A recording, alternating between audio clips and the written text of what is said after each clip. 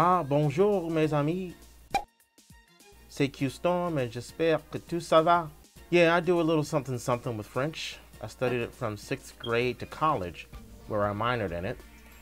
But because I never studied overseas, I wanted to get out of school in 4 years. I lost a lot of it, but I can handle myself okay. I'll probably have like a 2nd grade speaking level.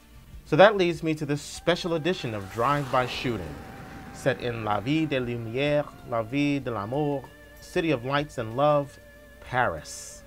This is my 3rd trip to Paris. The first time was in July 2004, when I was hired as a cameraman to videotape a news story about an international college marketing competition that was sponsored by L'Oreal with Diane King Hall reporting.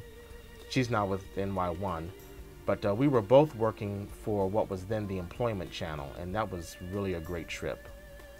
Now, coincidentally, my wife, then my fiance, and I had planned a trip to Paris to celebrate our engagement, and it was the trip was planned for that same month in 2004. So I went from never having visited the city, whose language and culture I had studied for years, to visiting that city twice within 2 weeks. Now, this is my 3rd trip, almost to the month of my previous journey. Like I said, I was there back in 2004 in July, and I just got back in August of this year. Now, I feel I must point out that even though I kind of joked around earlier and stuck a beret on my head, I have never seen anyone in my 3 visits to Paris wearing a beret. As a matter of fact, I've seen more berets worn here than over there. And because I never did anything with the footage that I shot back in 2004, I'm going to include it with this footage from my latest trip. One thing you'll notice right off the bat is that the camera technology has improved substantially from 2004 to 2014. But I recommend everyone, visit this beautiful city if you get the chance. But if you can't get over there, my sincere hope is that watching my personal journey is the next best thing to being there. Eh bien, allons-y. Let's go. Travel itinerary and tickets, check.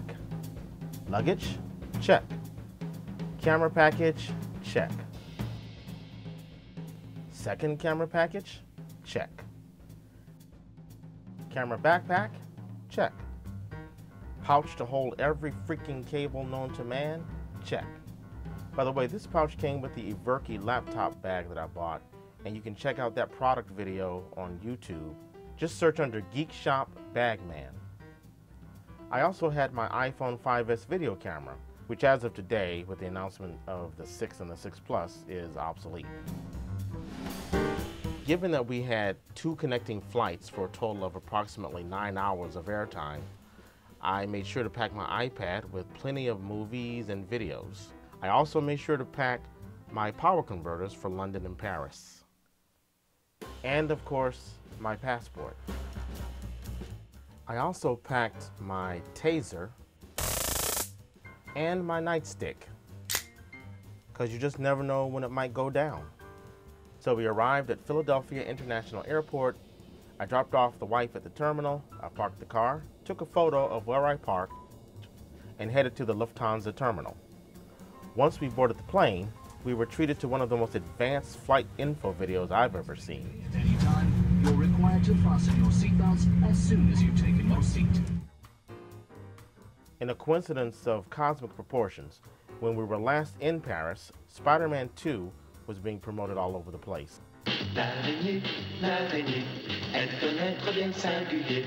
So I thought it was appropriate to watch Amazing Spider-Man 2 as we took off, because I'm a masochist.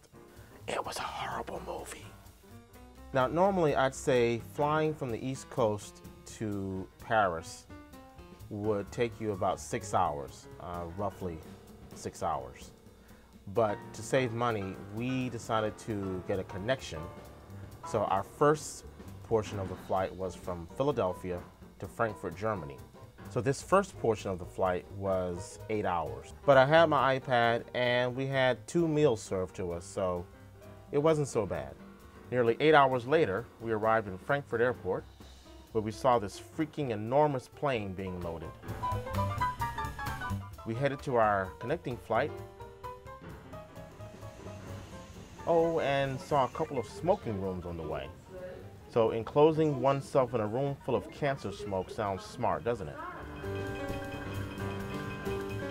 Eventually we made it to our gate, and I was just kind of digging on these chairs. I just wonder why we can't have chairs like this in the US. Soon we were on the flight for a 1-hour ride to Charles de Gaulle Airport in Paris. I don't know if you remember back in 2004 about the collapse at one of the terminals at the airport, but it made news over here as well. Now, I'm not sure if they tore this whole wing down to be safe. I didn't see any structure like this when we arrived at the airport. Maybe we just arrived from a different path, I don't know. But at any rate, we made it safely, and then the fun began.